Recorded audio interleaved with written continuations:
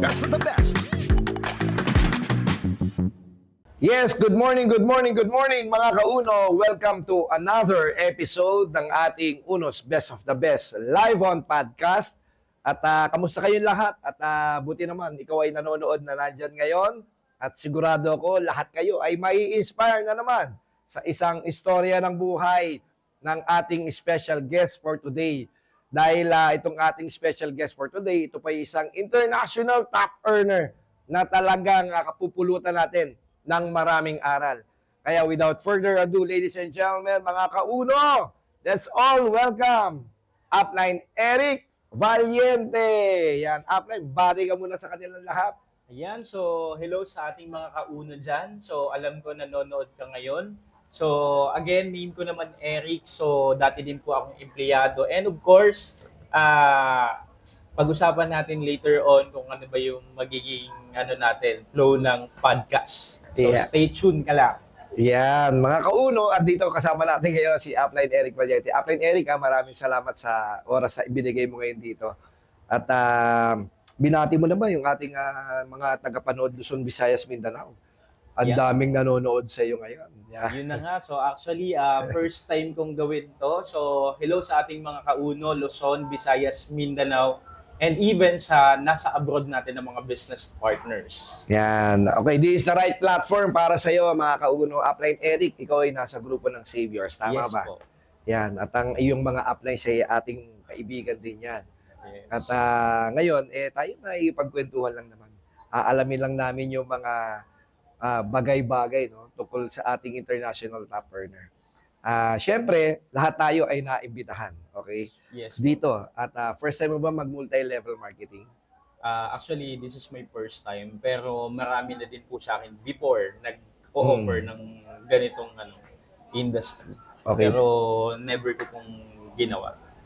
Ano yung nag-open sa'yo sa ganitong klaseng mundo? Ano ba yung background mo dati?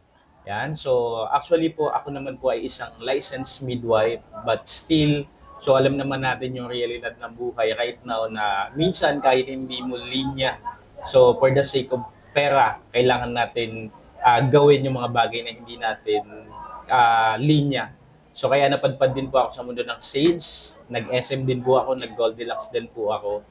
And hanggang sa na-introduce po sa akin yung negosyo na to, yung Uno. So honestly, isa po ako sa mga skeptic din po pagdating sa networking. Why? Kasi feeling ko negative, feeling ko magbebenta ako, magre-recruit ako. And kumbaga yung time na nag-start na ma-offer sa akin yung business, feeling ko busy ako sa work ko. That's why ayaw kong gawin. Parang ganun po yung mindset ko. Busy na ako, ba't ko pa isasabay? Tama. Tali ka doon sa oras mo no? Yes po. Midwife ka pala? Yes po. So yung pagiging midwife, parang bibihira sa lalaki yung midwife. No? Yes. Ilan lang din yung mga midwife yata na lalaki. Hindi lang. Ilan lang po.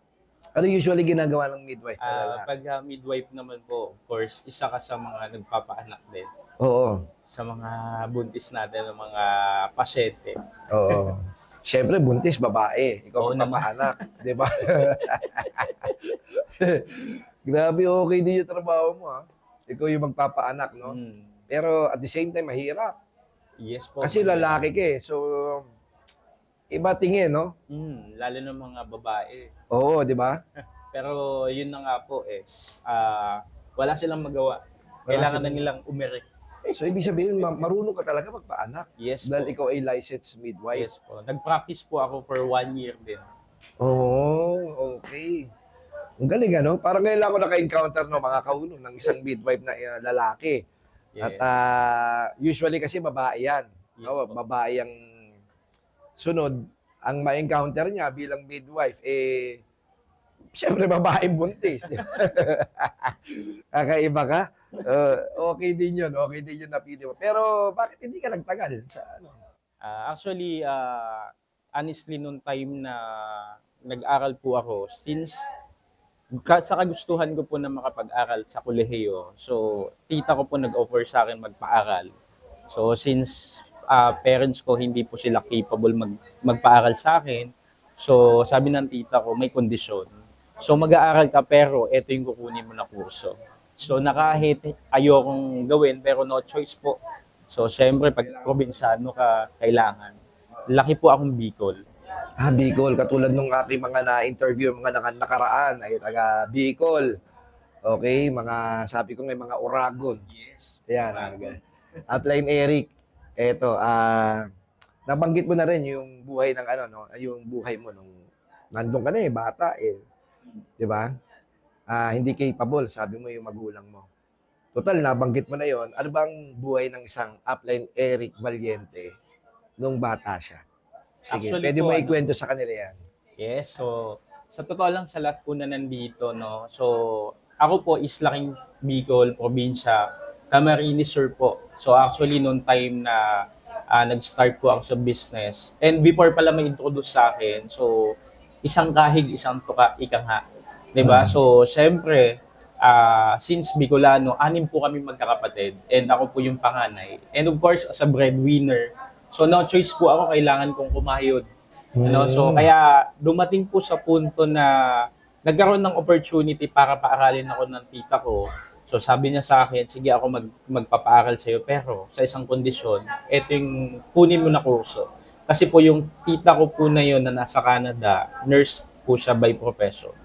So yun po yung pinakuha niya sa akin. And hindi din po nagano, kumbaga hanggang 2 years lang. Kasi sa course po namin, bago ka dumating sa nursing, so first 2 years kailangan po muna mag-board exam sa midwifery. Then after po pumasa, so sad to say nung time na yon, supposed to be 3rd year na. So pinastop po ako kasi nga yung lola ko po namatay that time. So kailangan mo na nang mag-stop kasi financially din po yung problema. So that time, so habang nakagraduate po ako, so nag-start muna ako mag-apply ng work. So practice ko po yung profession ko for 1 year din po. Then after that, so nag-stop na naman po ako mag-work kasi nga kinailangan ko pong mag-caregiver sa lolo ko. Which is yun yung tatay nung nagpaaral po sa akin. Upline Eric, ano bang buhay natin ng parents mo? Kung okay lang sa'yo, kwento mo sa amin yan. Sure po. So actually po, syempre ako po as probinsyano, mahirap po talaga yung buhay. Kasi unang-una, parents ko po, hindi naman sila graduate, hindi po sila tapos. Kasi father ko po is elementary lang po yun natapos. And then yung mother ko po is vocational. Okay. So of course, 6 po kami magkakapatid sa sobrang hirap ng buhay. As in literal. So every time na may mga pagkakataon na nagtatalo talaga yung parents ko kasi nga kakapusan ng pera. Yes po. So ako po dumating sa time na sabi ko, ang dami namin magkakapatid, no choice ako. So as a breadwinner, kailangan kong kumayod din para sa kanila para makatulong din po sa parents ko. Maaga ka pa na naging breadwinner. Yes po. So ibig sabihin, bata ka pa lang, nangangarap ka na talaga. Yes po. Ano yung mga naisip mo pangarap dati? Actually, that time po, nung mga panahon na yon, nung bata pa ako, so sabi ko gusto ko silang mabigyan ng masarap na buhay. Kasi yun yung bagay na hindi na-experience ng parents ko. Yung makapasyal sila sa magagandang lugar, masasarap na pagkain, yung matikman man lang nila. So yun po yung isa sa gusto kong ma-provide sa kanila. And of course, kami po kasi is wala po kaming sariling bahay at lupa. So isa yun sa mga pinangarap ko nung as in bago pa lang po ako, nung bata pa po ako. Until na siguro lahat ng bagay may purpose, kaya po napadpad po ako sa uno po. So parang that time, that moment, nung na-offer sa akin yung business, parang nagliwanag ba? Paano ka naimbitahan? Yan naman gusto ko malaman. No? Ayan po. So actually, naimbitahan po ako ng isa sa mga dati kong ka-work, which is, hindi ko akalain na that time, dadalhin niya pala ako sa uno. Kasi kung familiar kayo sa tinatawag ko na form, pinuform niya na po pala ako nung time na yun. Lagi niyang sinasabi sa akin, Eric, hindi ka ba busy mamaya? Sabi ko, busy ako. May gagawin pa ako, may lalaba pa ako. So lahat ng mga dahilan. Excuses. Excuses, yun po yung ginawa ko. So hanggang sa many times, 3-4 times po ata ako na laging sinasabi. Hindi ka tinantanan. Di po ako tinintanan. Until sa that time kasi nag-work po ako sa Mega Mall. Oo. Anong work mo noon that time? Cashier, checker po ako sa SM. Oo. So, noong time na yun, sakto po, since sa SM po kasi may tinatawag tayo na on loan, hinihiram ka ng mga ibang branches pagka nagsisale sila, 3-day sale. So, that time po, parang 6 p.m., 7 p.m., sobrang pagod na. So, sabi ng mismong katrabaho ko, Eric, samahan mo naman ako. Yan. Sabi ko, saan ba yan? Diyan lang, malapit lang. So, yung sinabi niya sa akin, malapit, sige. So, that time po, nung na-introduce sa akin yung business, from Mega Mall to Ortigas po, dun po yung office natin. Ortigas, so yun. Yes po. So, hindi ko po alam. Sa Wakwak. Yes po. Doon niya pala ako dadalhin. So, nagulat ako, sobrang daming tao. Nagulat ako, ang dami, ang babata, ang mga kabataan. As in, literal, kumikita ng malaki. So, na-amaze ako, sabi ko, ano bang gagawin dyan? So, out of curiosity. Ikaw din nagtanong sa yes kanya. po, kasi as in, yung tipong ang daming tao, ano bang ginagawa nila? So, hanggang sa that time, to cut a long story short, na-explain po sa akin yung business. Nagustuhan mo ba? Actually, sobrang nagustuhan ko. Yun nga lang, kagaya ng problema ng karamihan, wala po akong pera that time. Okay. Anong ginawa mong paraan that time? Simple lang. Yung ginagawa ng karamihan, utang lang po. So actually, that time po, nung na-invite po ako sa Uno, as in wala po akong pera. So 3 years po ako employed. Doon ko napatunayan na okay naman sa pagtatrabaho. Kumikita ka, okay, so may sweldo ka, pero at the end of the day, doon ko po napatunayan na kahit anong sipag natin, anong galing sa trabaho mo, end of the day, problema pa lang talaga yung pera. So ang ginawa ko that time, since ginagawa ko na siya dati, sabi ko why not ulitin ko. Okay. Sa amin po kasi uso yung sangla ng ATM. So that time, so nagsangla po ako. Yun nga lang kulang. So ang ginawa ko po that time ulit sa mga tropa, nanghiram lang po ako. Sabi ko, bro, mahiram ako ng pera. Kailangan ko lang. Emergency. Yung tinatawag na emergency. Nagamit ko po yun. So that time, may nagpahiram sa akin, paunti-unti. Within 3 days po that time, hindi ko makakalimutan, nabuo ko po siya. So nakuha ko po yung products at the same time, kumbaga na-activate na po yung account ko, yung dashboard ko. And doon na po nag-start tuloy-tuloy. Until 1 year ko po siyang ginawa as part-time. So 1 year kang part-time, ano yung mga bagay na ginawa mo? Medyo mahirap yun eh. Yes po. As being part-timer, nung panahon na yun, ano yung mga ginawa mo? Actually, anong adjustment ang ginawa mo? Kasi ang pinaka-work ko po is SM Makati. That time, SM Makati to Ortigas. So, ang adjustment ko po na ginawa that time, from office, from Makati to Ortigas, yun po yung lagi kong, every time after ng duty ko, dumidiretso po ako ng opisina.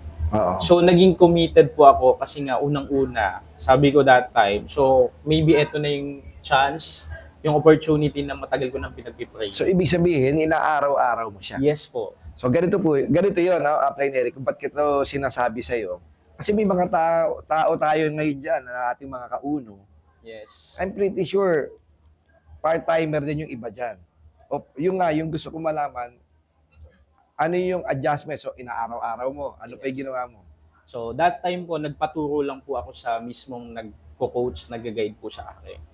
So, nung time po na yun, unang-una yung taong nagpasali sa akin after a year, so nauna po ako nag-full time sa kanya. Since may may mismong downline po ako na nauna din po sa akin mag-full time. So, that moment, nawala din po yung nagpasali sa akin.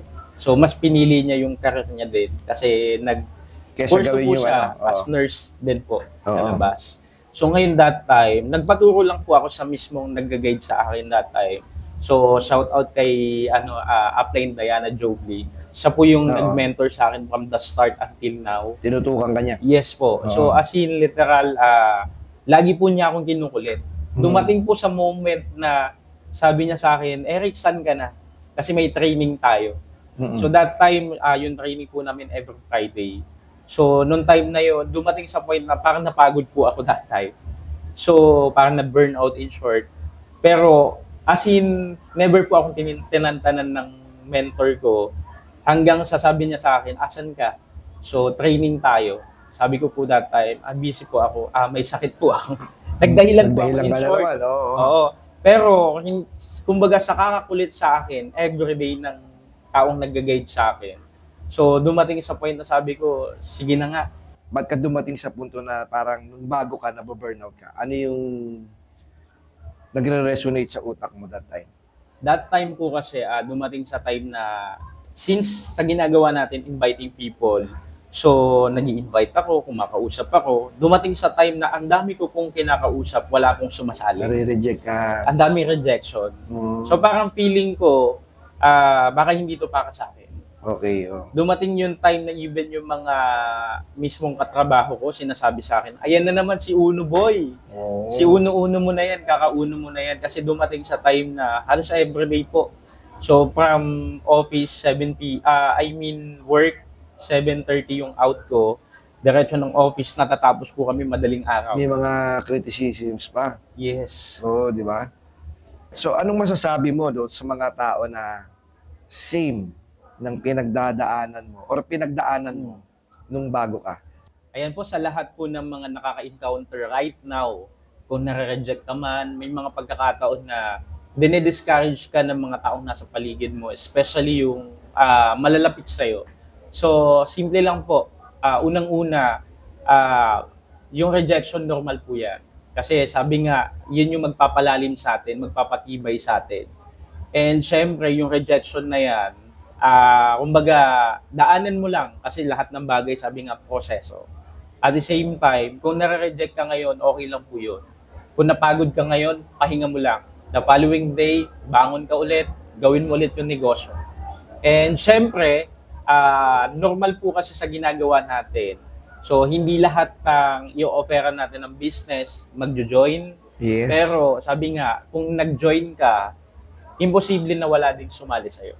Tama. So, simple lang, no, sa lahat ng mga right now nakaka-experience ng rejection, hirap, okay, daanan mo lang. Kasi darating at darating yung time, pag nalagpasan mo yan, lahat ng yan, bayad po yan. Kasi darating yung time na si Lord hindi niya nakikita niya yung mismong effort na binibigay mo sa business mo.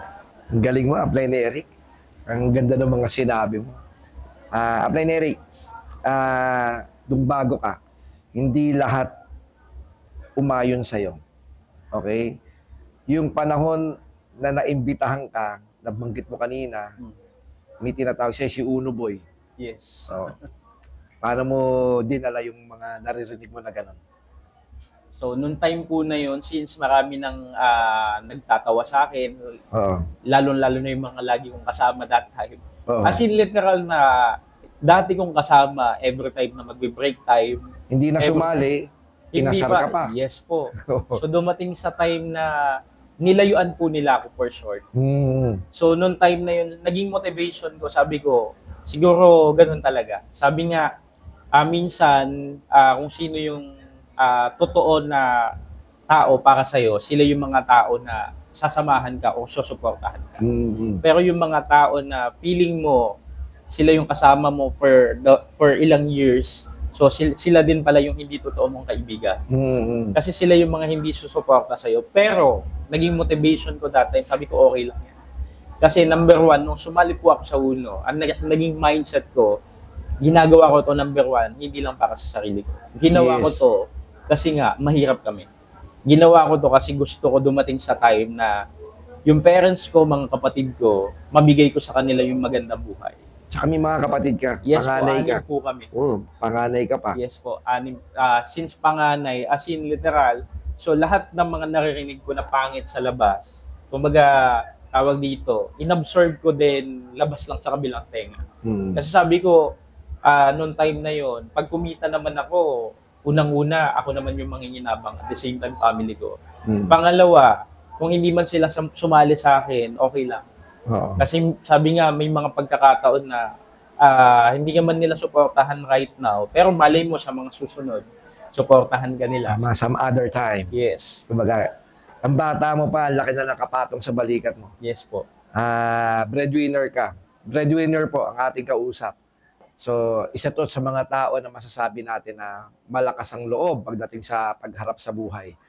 Nung time na nagne-network ka, may mga bagay na hinarap ka, hindi madaling mag-network or naging madali ba para sa'yo? Ano bang mga napagdaanan mo na hindi mo malilimutan? So actually po, nung time nag-uno po ako, since 1 year ko siyang ginawa as part-time, hindi naging madali. Kasi unang-una, maraming rejection. Dumating sa time na para makapaghanap kami ng mga invites namin, so lahat ng mall dinadaanan po namin.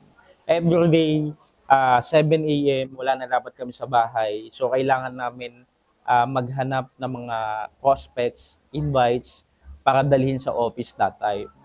Pero again, so hindi naging madali. Dumating yung time na maraming beses po ako na-snatch ng cellphone. Grabe, no? Actually po, kung hindi ko makakalimutan, 5 times po ata ako. 5 beses? Yes po. Ang tawag sa iyo, suki. Suki nga po actually. Kasi meron ding time na nasa Cubao po ako habang kausap ko yung prospect ko.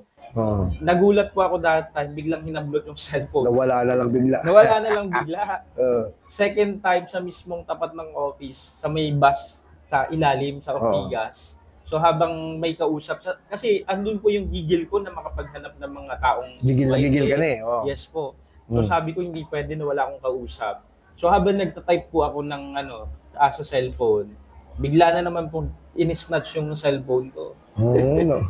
Tapos pangatlong beses, meron naman po, pauwi po ako sa amin, Pasay, yung uwi ko that time. May modus pala. May nakatayo na mga opo. So 2 cellphone na hawak ko that time. May nanggugulo sa'yo, nadidistract sa'yo, para yun pala nakuha na yung cellphone. Ang galing ano? Yes po. Napakadami, sabi ko nga that time, suki siguro ako ng snatch.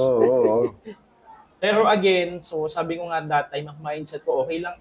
So mapapalitan naman yan eh. So that time, ang mindset ko lagi, hanap lang ako ng mga taong kakausapin. Hindi man sila sumali, pero I'm sure ako, meron at meron magtitiwala. Kaya sabi ko that time, sipagan lang. Kasi yun yung naging motivation ko lagi. Everyday, parang work ko. Naisip ko dati may sakit ako, minsan tinatamad ako, minsan may mga pagkakataon na ayaw ko pang gumising bumangon, pero no choice ako dahil kailangan kong pumasok, kailangan kong mag-provide para sa family ko. So sabi ko, kung anong sipag na meron ako doon, why not dalhin ko dito? So in short, yung effort, yung oras, nilaan ko 100%, binigay ko lang po talaga kay Uno. Tama, ang ganda. Mga kauno, tandaan nyo po yung sinabi niya. So kailangan sipagan mo. Naniniwala ka ba na walang imposible sa taong masipag? Yes. Paano mo masabi sa kanila na wala imposible na sa taong masipag? Yan. Simple lang po. Unang-una, pag sinipagan mo, binigay mo yung effort mo 100%, magugulat ka na lang. Lahat ng mismong tinanim mo na yan or kumbaga yung tinatawag na investment mo sa negosyo mo, darating yung time, yung harvesting time. Kasi minsan may mga tao na porket wala pang nakukuha na resulta, porket hindi pa binibigay sa iyo yung income na gusto mo or yung mga tao na gusto mo, so maraming tao nag-give up na agad sila. Yes. Pero sabi nga, pag masipag ka sa ginagawa natin, believe me, si Lord ibibigay niya din sa iyo yung deserve mo. Amen. Oh. Ano yung mga strategies mo or ginawa mo nung bago ka? Ano para mag-network?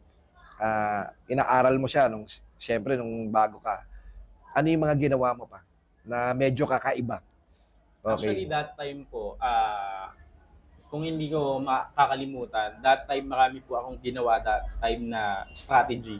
So, unang-una po, as in yung tinatawag na approach. Okay. So, as in, nilakasan ko po yung loob ko that time. So, sabi ko, wala naman siguro mawawala. And walang masama na i-approach sila. Yes. So, why not? Kasi sabi nga, hindi mo malalaman yung sagot ng taong yes or no kung hindi mo susubukan. Tama. So, yun yung bagay na ginawa ko that time. Pangalawa, so since that time, iniikot ko po talaga yung mga mall that time. So, kasi from Pasay po ako. Okay. From MOA, Makati, Mega Mall, Cubao, SM North, lahat po yan, iniikot po namin yan. Kasama ko yung mga downlines ko that time. So, as in... Sino nilalapitan mo that time? Sila po yung mga nilalapitan. Strangers po talaga. Strangering. Oh. Yes po. Yun po yung ginawa ko. Kasi that time, hindi pa po uso yung Facebook. Wala Hindi pa uso yung mga postings. Posting, lahat yun. So, as in struggle po that time. Kaya sa lahat ngayon, advice ko sa mga nagne-network right now, sa nag-uuno ngayon, napakadali nang gawin ng business. Kasi kahit nasa bahay ka lang, pwede mo nang magawa. Unlike, sabi ko nga lagi sa mga downlines ko, sa amin dati sobrang hirap. Pero right now, yung percentage ng sumasali, ang taas na ng ng rate. Ng rate, compared ngayon, compared dati.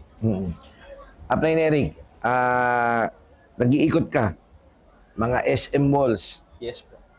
Ano yung mga hindi mo makakalimutan na experience nyo dyan? Actually, maraming experiences, maraming pangit na nangyari. So, totoo pala yun na hindi lahat positive sa ginagawa natin. So, may mga pagkakataon that time na lalapitan mo pa lang. So, parang na sila, alam na nila yun eh. Kumbaga, alam ko na yun eh. Allergic sa'yo. Oo, that time yung tipong itatry mo palang i-approach, aalisan ka na nila. Minsan may mga pagkakataon na hindi mo pa kinakausap. So parang siguro dahil mainit yung ulo nila. So sa'yo na nabubuhos yung galit nila. So may mga pagkakataon, I think that time sa farmers, kasi madalas po kami doon. So may mga pagkakataon talaga na minumura kami ng mga... Nasisigawan pala kayo? Oo, may mga pagkakataon kasi strangers, hindi mo kakilala. So may mga ganong experience talaga na sinisigawan ka, minumura ka, ba't mo ko ini-invite dyan? Kasi that time po kasi, so siguro hindi lang ako yung lumalapit sa kanya. Marami na. Napakadami na. So kaya siguro ganun yung nangyari. Tawag dito, ano mapapayo mo doon sa mga taong nare-reject katulad ng ganon? Sa lahat na nare-reject dyan, okay, so simple lang, move on ka lang. Kasi lagi mong tatandaan, hindi porket na-reject ka ng isa, yung mga susunod, reject ka ulit. So hindi po siya ganon. Ibig sabihin, so kailangan mo lang damihan lagi yung kausap natin. Why? Kasi yung business natin, numbers game. The more na marami kang kinakausap, ibig sabihin, hindi man lahat sumali, pero meron ding magtitiwala sa'yo. May magjo-join sa'yo. Kaya akin lang, kumbaga, dapat mabilis ka lang makapag-move on. Kasi pag mabilis ka makapag-move on, mabilis ka din makapag-move forward. Yes. So, hahanap ka ulit ng mga bago na kakausapin mo. Tama. Yung mga parents mo ba, alam na nag-network ka? Actually po, nung una, hindi nila alam. Pero kalaunan, nalaman po nila na nag-full time po ako. Oo. So, ano sabi nila sa'yo? Sabi niya, ba't mo iniwan yung trabaho mo na yan? Nagalit. Okay ka naman na, regular na po kasi ako that time. So parang feeling nila okay naman na ako doon, nakakapagpadala, kumikita naman na ako. Kaso nga lang, ang hindi, kumbaga that time, so kahit anong sinabi nila sa akin na pangit, hindi pa rin ako nagpatinag doon eh. Kasi number one, yung nakita ko kasi hindi nila nakita. Tama. So maybe pagalitan ka man, may hindi man maganda sila nasabihin sa'yo, pero ikaw mismo dapat yung paniniwala mo number one sa negosyo na kikita ka, mababago yung buhay mo. So yun yung pinaka number one na kailangan hindi mawawala sa'yo, yung paniniwala. Tama eh. Kaya kahit anong sinabi nila sa akin that time, hindi po ako nagpa-apekto. Kasi marami dyan, konting lang, sinabi lang ng parents mo, ng partner mo, ng relatives mo, ikaw mismo, nagpaniwala ka na din. Ayaw na din. Pero ako po that time, as in, pinanghawakan ko po yung bagay na nakita ko, the day one nung time na sumali po ako, until now. So yung time na yon, medyo hindi nila gusto. Yes. Dumating yung time, nagka-resulta ka. Yun. Anong sabi nila sa'yo? Ano naman yung sinabi mo sa kanila? Ayun, so actually po nung time na yon, since dumating yung time na nagka-resulta ako, so lahat, kumbaga, totoo pala yun yung laging naririnig or sinasabi ng mga uplines na okay lang yan, hayaan mo lang, ngayon lang yan, kasi nga, concerned lang sa'yo yung parents mo. Yan, oo. Pero pag dumating yung time na nakitaan ka nila ng resulta, kumikita ka na, believe me, okay, kumbaga sasabihin niya sa'yo, buti na lang anak, hindi ka nagpa-apekto sa amin. Tama eh. So actually po, ito never ko pong makakalimutan. Umuwi po ako ng Bicol that time. Sa family po namin, dinala ko po yung kotse ko that time. Yung dahil sa Uno, dito na din po ako nagkakotse. That moment, hindi ko po makakalimutan yung noong time na nakita nila na may sasakyan ako. Grabe. Kasi sa pamilya po namin, wala pong may sasakyan. Oo. So that time, sabi ko, ma, ito na po yung ano, ito po yung kotse, resulta po galing sa UNO. Oh. So that moment, gusto kong malaman ano yung moment na yun. Ano yung naging reaction nila? Actually, nung naging reaction nila, kumbaga, yung tipong halos maluha sila, maiyak sila. Oh. Kasi ikaw, yung ano dati, pakiramdam mo nung time na yun? Sobrang tawag dito, very emotional para sa akin. Kasi nga, sabi ko, eto na yung pangarap ko dati sa kanila na hindi nila nakita na right now, unti-unti. So, napapa-experience ko na sa kanila. Noong moment na yun, sabi ko, pasok kayo sa mapa sa loob. So, noong time na yun... Kwento mo nga sa amin exact scenario na yun, pumasok sa loob. Ano na nung pagpasok nila ng kotse, mama ko, papa ko, sabi ko, pasok kayo sa loob. Pati yung kapatid ko po, kasama ko doon. So, noong time na yun, as in, halos hindi makapagsalita yung parents ko. So, andun yung tipo na parang hindi sila makapaniwala. Na totoo pala yung bagay na dati na sinasabi nila sa akin, huwag kang maniwala dyan. Pero totoo pala yun pag pinakitaan mo ng resulta na mismo yung magsasalita para sa'yo. Tama, no? Grabe yun, ha? Iba yun, ha? Pero nagpipigil to, eh. Bilang breadwinner sa pamilya ninyo, ano pa yung gusto mo pang marating? Alam ko hindi lang yan. Yes. Alam ko gusto mo pang... ang blessing kasi hindi pwedeng limitahan yan. Yes. Ano pa yung naiisip mo at gusto mo pang iparana sa magulang mo ngayon? Yeah. Ngayong 2025. Actually po nakaplano na po sa akin lahat. So this 2025, ang isa sa mga goal ko right now, so mabili ko po yung lupa na tinitirahan namin right now. Kasi sa ano ko po yun, sa tito ko po yun. So ngayon, sabi ko, para at least, yung tipong, ano na sila, panatag po sila. Na masasabi yung inyo? Yes po, yun yung sa amin. So yun po yung nakaplano sa akin. Pangalawa, after nun, mabili ko, may project na po ako na sa magiging itsura ng bahay namin na para sa parents ko lang po. Grabe yun. Ngayon, right now, nasa Manila ka, hindi ka ba nangungulila? Nasa probinsya sila, dito ka, mahataw ka rito, ginagawa mo para sa kanila.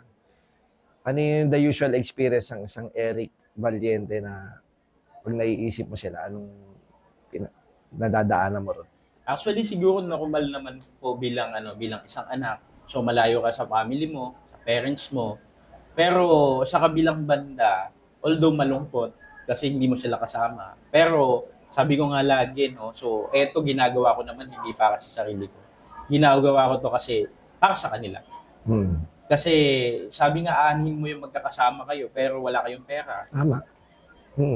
At least this time, tiisin mo muna pansamantala. Kasi darating yung time, lahat ng sakripisyo mo, okay, pagka naging financially stable ka na, as in, nabigay mo na sa kanila yung masarap na buhay, yung pangarap, as in, yung ultimate goal, ultimate dream mo para sa kanila. So, lahat ng yun, bayad lahat ng sakripisyo. Kaya, sa akin, okay lang ngayon. Kasi, kumbaga, kahit pa paano, umuwi naman po ako. So, anytime naman na gustuhin ko, nakaka-uwi naman ako. Pero, to the point na samahan ko sila doon, hindi ko pa siya ginagawa. Kasi sabi ko, marami pa akong naisip na goal, pangarap para sa kanila. Na magagawa ko lang yun pag nandito ako. Honestly, Apay ni Eric, ngayon lang kita nakausap ng ganito. Kwentuhan. First time po namin nagkwentuhan. Ako, nararamdaman kasi malayo pa mararating mo. Tuloy mo yan at excited ako para sa iyo. Kasi nararamdaman ko kung ano yung pakiramdam ng isang tao na gusto umasenso para sa pamilya. Ano masasabi mo sa mga bago natin yan na pareho mo na nangangarap? Sa lahat ng mga bago na nandyan, huwag ka lang mainip. Kasi tandaan mo, pag nainip ka, nainis ka, okay, so that's the time na pwede ka na mag-quit. Pero sa lahat ng bago na nangangarap, tuloy mo lang yung ginagawa mo. Maybe right now, nare-reject ka, maraming hindi naniniwala sa'yo. Pero normal yun eh. So, sabi nga, ingredient yan.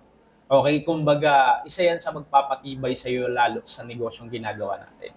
Kaya kung ikaw right now, na-experience mo yung mga pangit pa, okay lang yan. Kasi darating at darating yung time, pag kumita ka na ng malaki, na-experience mo na unti-unti nakukuha mo na papunta sa pangarap mo, yung goal na gusto mo, believe me.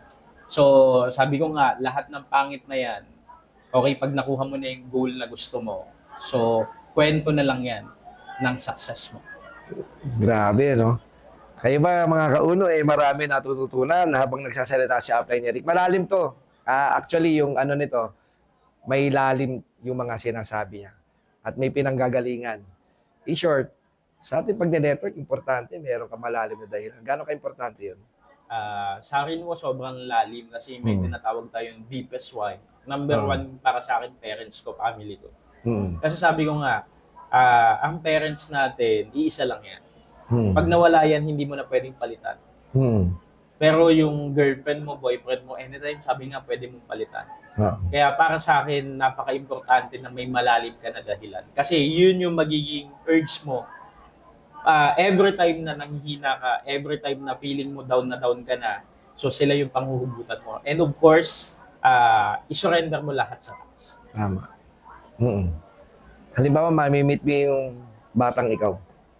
Anong gusto mo sabihin sa kanya? Sa batang ako dati, buti na lang nag-uno ka.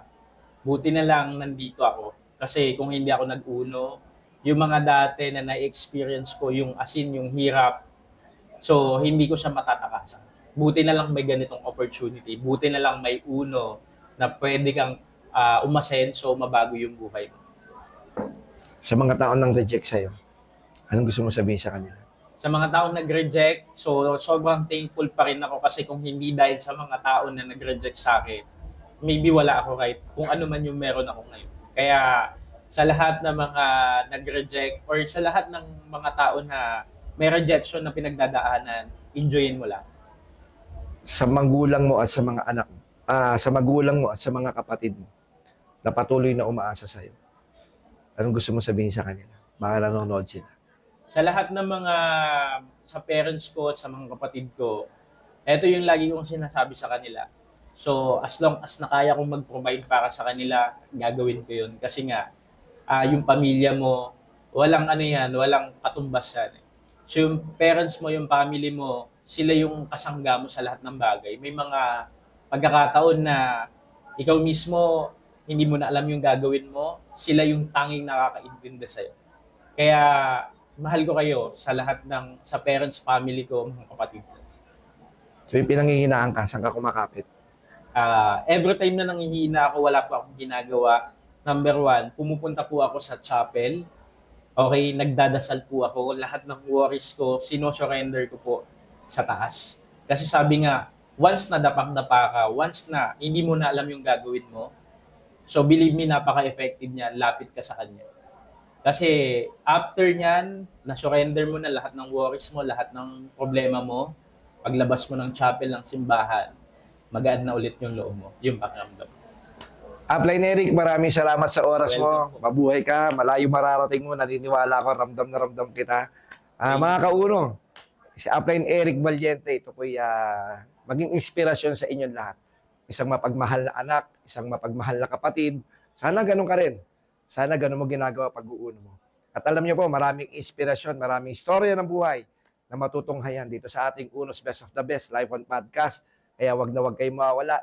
Every time meron tayong mga bagong episode. Kasi may mga ganitong klaseng istorya na pwede ninyong mapakinggan at paghugutan ng lakas ng loob. Kaya hanggang sa muli, kasama natin Upline Eric Valiente. Ako po si Upline J. Escobar. Dito lang po sa ating Unos Best of the Best live on podcast. Ayos? Ayos.